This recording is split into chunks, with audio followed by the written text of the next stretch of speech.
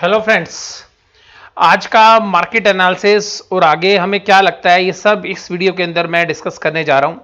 तो देखिएगा, सबसे पहली बात ये है कि आज जो है निफ्टी ने एक बहुत मजबूत शुरुआत जो है सुबह की थी और मार्केट जो है आज जहां पर खुली वहां से एक बहुत बढ़िया तेजी बनती हुई नजर आई। तो देखिएगा, आज जब सुबह बाजार खुले तो 10,851 के ऊपर जो है ओपनिंग हुई और बाजार जो है सुबह के ही ट्रेड के अंदर करीबन 15-20 मिनट के अंदर ही बाजार ने एक जो है आप देखिएगा बहुत बेहतरीन तेजी जो है बनाई और 10,894 के ऊपर जो है वहां पर उस लेवल को टच किया और टच करने के बाद करीबन करीबन 10-15 मिनट के ट्रेड के अंदर ही जो एक गिरावट का दौर जो है शुरू हुआ और ऊपर के लेवल से जो है गिरावट आनी शुरू हुई। और उस गिरावट का मुख्य कारण था बैंकिंग स्टॉक्स। और बैंकिंग स्टॉक्स के अंदर भी जो मेन लीड कर रहा था आज वो था H D F C bank. H D F C bank के अंदर जो है कुछ इरेगुलरिटी की खबरें थी जिसकी वजह से बैंक के अंदर गिरावट का मुख्य कारण था। और वो इरेगुलरिटी की जो न्यूज़ थी कि ये था कि जो उनकी व्हीकल फाइनेंस डिवीजन है उसके अंदर ऐसा कुछ इरेगुलरिटीज़ या इम्प्रॉपर लैंडिंग के जो है केसेस मिल सकते हैं, ऐसी एक मीडिया रिपोर्ट थी। और उसके बाद बैंक ने भी बताया कि उसके ऊपर इन्वेस्टिगेशन चल रही थी। तो सिंपल सी बात ये थी कि अगर हम बात करें तो यहाँ पर जो निफ्टी ने आज जो लो टच की है वो सबसे इंपॉर्टेंट है कि 10,756 के जो है लो भी आज मार्केट ने टच किया। और ये टच कराने का भी जो जिम्मा था वो पूरा बैंकिंग और फाइनेंशियल्स के जिम्मे था। तो अब देखिएगा, आज निफ्टी के अंदर जो गिरावट का दौर था वो वास्तव में कहाँ से आया। तो जो भी ऊपर से करेक्शन हुई, हालांकि पॉजिटिव निफ्टी बंद हुआ है, लेकिन जो गिरावट आई वो देखिएगा आप स्क्रीन पे देख पा रहे हैं, मुख्यतः H D F C bank से आई। H D F C bank lead कर रहा था, दूसरा था आईसीआईसी बैंक। तो अब आप सोच रहे होंगे कि आईसीआईसी बैंक क्यों गिरा। देखिएगा, एचडीएफसी जब लीड करता है गिरने में तो देखिएगा तो बाकी लोग साथ हो जाते हैं। एक तो ये मुख्य रीजन होता है और दूसरा देखिएगा फिर एचडीएफसी लिमिटेड भी गिर रहा था, एसबीआई में भी गिरावट थी, कोटक महिंद्रा बैंक में भी गिरावट थी। तो जो बैंक्स के और फाइनेंशियल्स के जो दिग्गज थे वो गिर रहे थे।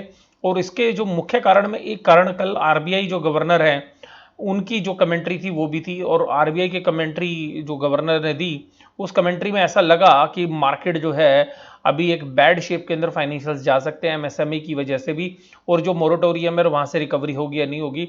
और आरबीआई के गवर्नर ने खुद ये बात मान ली कि अभी चीजें अनसर्टन है, हम उसके बारे में बहुत बड़ा प्रिडिक्शन नहीं कर सकते।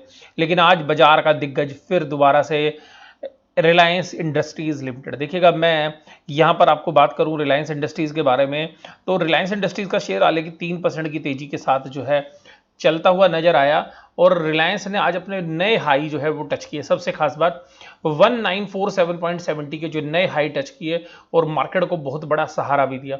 और देखिएगा, जिस तरीके से डाउ जोन्स के अंदर जो है एप्पल का शेयर और माइक्रोसॉफ्ट का शेयर जो है लीड कर रहा है। और एप्पल ने आज भी, जब मैं भी आपके साथ वीडियो शेयर कर रहा हूं, एप्पल ने डाउ जोन्स के अंदर जो है एक नया हाई जो है अपना 52 वीक और लाइफ टाइम हाई जो है टच किया।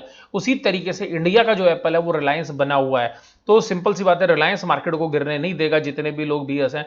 दूसरा, इसकी वजह से जो है भारतीय टेलीकॉम के अंदर, भारतीय एयरटेल के अंदर भी जो है एक रुझान बना हुआ है। और भारतीय एयरटेल जो है टेक्निकली बहुत स्ट्रॉन्ग क्लोजिंग के साथ आज जो है नजर आया और 589 तक के जो प्राइस उसने हाई टच किया। और भारतीय एयरटेल जो है हालांकि 586.6 पे जो है सेटल होता हुआ नजर आया। और बहुत सारे जो टेक्निकल एनालिसिस्ट है इसमें बहुत बुलिश कॉल्स जो है वो दे रहे हैं। और रीजन सिंपल सा ये है कि जो प्लेयर हैं टेलीकॉम के अंदर वो दूसरे वैल्यू एडिशन प्रोडक्ट्स की तरफ जो है जा रहे हैं। और कुछ जो इंटरनेशनल प्लेयर्स हैं जिसमें आप देखिएगा कि भारतीय एयरटेल के अंदर भारतीय एयरटेल के अंदर गूगल या अमेजोन या बाकी जो सब कंपनियां हैं उनसे संबंधित जो है कुछ न्यूज़ फ्लोज हमेशा चलता रहता है। तो यहाँ पे ऐसा लग रहा है कि जिस तरीके से रिलायंस की जियो प्लेटफॉर्म के अंदर एक अच्छी इन्वेस्टमेंट आई है, ऐसी जो इन्वेस्टमेंट है क्या भारतीय एयरटेल भी अट्रैक्ट करेगा। तो ये रीजन है। हालांकि देखिएगा काफी बड़े लॉस जो है इसने पीछे पास्ट में रिपोर्ट किए हैं, लेकिन मार्केट को जो उम्मीदें हैं, मार्केट उम्मीद पे चलती है, तो इस वजह से जो है भारतीय के शेयर्स में एक काफी अच्छा रुझान बना हुआ। तो यहाँ से भी काफी बड़ा सहारा जो इनको मिला। उधर से फिर देखिएगा, मैंने कल या परसों के जो एनालिसिस थे उनमें एक ही बात बोली।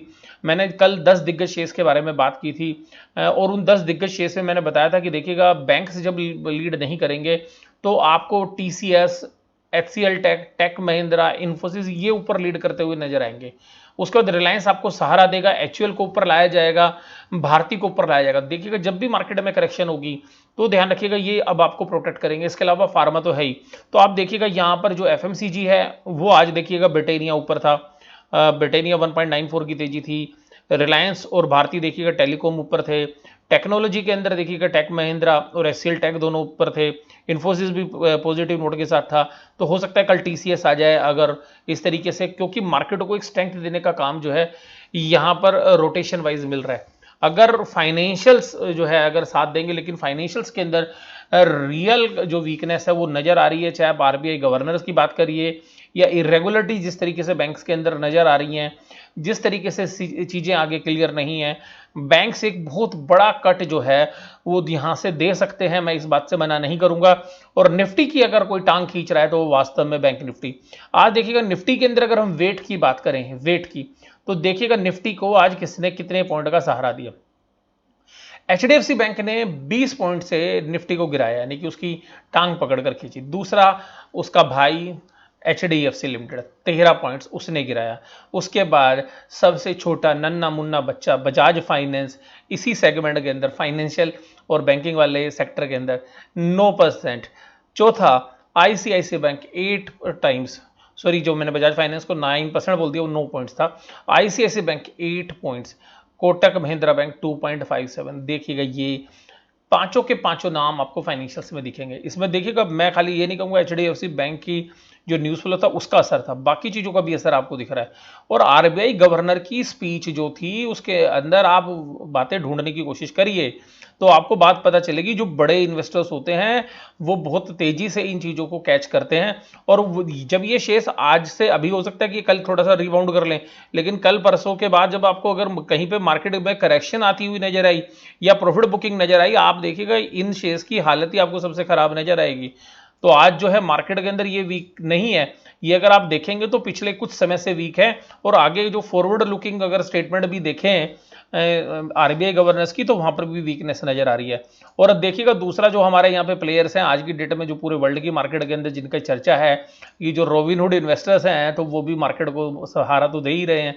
तो देखिएगा रिलायंस जो है 39.8 की, यानी कि करीबन 40 पॉइंट की तेजी रिलायंस ने दी, इन्फोसिस ने 10 पॉइंट की जो मैं भी आपके साथ जिक्र भी कर रहा था, एचयूएल ने 6 पॉइंट की, आईटीसी ने 5 पॉइंट की और एचसीएल टेक ने 4। देखिएगा एफएमसीजी, फार्मा, रिलायंस ये आपको सहारा देंगे। और जिस दिन ये रिलायंस भी टूट गया, देखिएगा 15 तारीख को इनकी एजीएम है, अगर वहां से कुछ बड़े पॉजिटिव आउटकम नहीं है और वहां पर अगर रिलायंस ने जिस दिन टूटना शुरू कर दिया, देखिएगा उस दिन मार्केट नहीं संभलने वाली, फिर सब लोग उसके पीछे पीछे चलने वाले हैं। तो ध्यान रखिएगा यहाँ पर रिलायंस पर आप अपनी नजर बना के रखिएगा। रिलायंस में अगर आप इन्वेस्टर्स हैं या ट्रेडर्स हैं तो एक बात ध्यान रखिएगा, रिलायंस बहुत ही बेहतरीन तरीके से अपनी तेजी को बनाए हुए हैं। लेकिन मैं आपको ये कहूंगा कि अगर वहां से अगर इसमें प्रॉफिट बुकिंग करने लगे, क्योंकि बड़े इन्वेस्टर्स के पास है भी शेयर्स, अगर इसमें एक प्रॉफिट बुकिंग हुई तो सीवियर होगी। तो इसलिए स्टॉप लॉस के साथ ही काम करें अगर आप ट्रेडर्स हैं तो स्ट्रिक्टली, क्योंकि हो सकता है कि अगर ये एक बार यहां से करेक्ट हो गया तो इन प्राइसेस को आने में 2-3 महीने का समय भी लग सकता है, क्योंकि अपने 52 वीक हाई के ऊपर है। और मैंने जैसा आपको जिक्र किया, जैसे डाउ जोन्स को एप्पल खींच रहा है उसी तरीके से हमारा एप्पल रिलायंस है। तो अब देखिएगा यहाँ पर अगर निफ्टी बैंक की बात करें तो किन्होंने जो है आज पूरे मार्केट के अंदर जो है मार्केट को गिराने में निफ्टी का काम किया, तो वो था बैंक निफ्टी। बैंक निफ्टी देखिएगा सुबह अच्छे पॉजिटिव नोट के साथ खुलता है, 22657 हाई लगाता है, 22,613 से देखिएगा करीबन 40 पॉइंट की तेजी करता है, ऊपर की तरफ जाता है, लेकिन टिक नहीं पाता। टिक क्यों नहीं पाता, रीजन मैंने आपको बताया अभी, आरबीआई गवर्नर। देखिएगा ये ऊपर के पॉइंट से और सीधा सीधा एक बार भी जो है सहारा नहीं मिला। हालांकि एकदम हैवी सेलिंग आती थी तो थोड़ा बाउंस आता था, फिर एक नई सेलिंग आती थी फिर थोड़ा बाउंस आता था। हालांकि करीबन करीबन लास्ट के आधे घंटे जो है एक मेजर जो है करेक्शन होने से जो है बचती हुई नजर आई, क्योंकि मार्केट के अंदर भी ये खबरें आ गई थी कि जिस तरीके से व्हीकल फाइनेंस के बिजनेस के अंदर एचडीएफसी को प्रॉब्लम है, कुछ इरेगुलरिटीज़ की जो है बातें चल रही थी, तो वो सब यहाँ पर आपके सामने जो है नजर आई। उसके बाद देखिएगा अगर बैंक निफ्टी इंडेक्स में किसने कितना जो है साथ दिया, तो आज कोई तेज था तो आपको एचडीएफसी बैंक जो है नीचे सबसे ज़्यादा गिरावट तो नहीं थी, लेकिन वेट ज़्यादा है तो इसलिए पूरा पॉइंट्स वाइज में इसमें सबसे ज़्यादा गिरावट थी। एक्सिस बैंक जो है 0.32, ये एक अकेला तेजी का कैंडिडेट था, बाकी सब देखिएगा बैंक ऑफ बड़ौदा 2% और federal bank 2%, HDFC bank 1.9, ICICI bank, RBL bank, Punjab national, Bandhan bank, SBI, Kotak Mahindra, IDFC first bank और इंडसइंड बैंक। देखिएगा यहाँ पर या तो ये कल रीबाउंड करते हुए नजर आएंगे 1-2 दिन में, या मुझे ऐसा लगता है कि बैंक के अंदर बड़े प्लेयर्स कहीं फ्यूचर्स मार्केट में शॉर्ट पोजीशन तो नहीं बना रहे। अगर ऐसा हुआ तो आप देखिएगा, अगर उनकी शॉर्ट्स पोजीशन यहाँ पे बनती हुई और जिस दिन वो प्रॉफिट बुक करने नजर आएंगे और जिस दिन वो अपना माल बेचना शुरू करेंगे, तो देखिएगा ये जो आज 2-2% आपको बैंक लग रहे हैं, ये 4-4%, ये 6-6% भी हो सकते हैं, या 7-8% भी हो सकते हैं। तो ध्यान रखिएगा, बैंकिंग सेक्टर में भी अगर आपकी लॉन्ग पोजीशंस हैं, तो मैं आपको बहुत समय से बोल रहा हूँ कि आप इसमें ट्रेड तो कर सकते हैं, लेकिन विद स्ट्रिक्ट स्टॉप लॉस।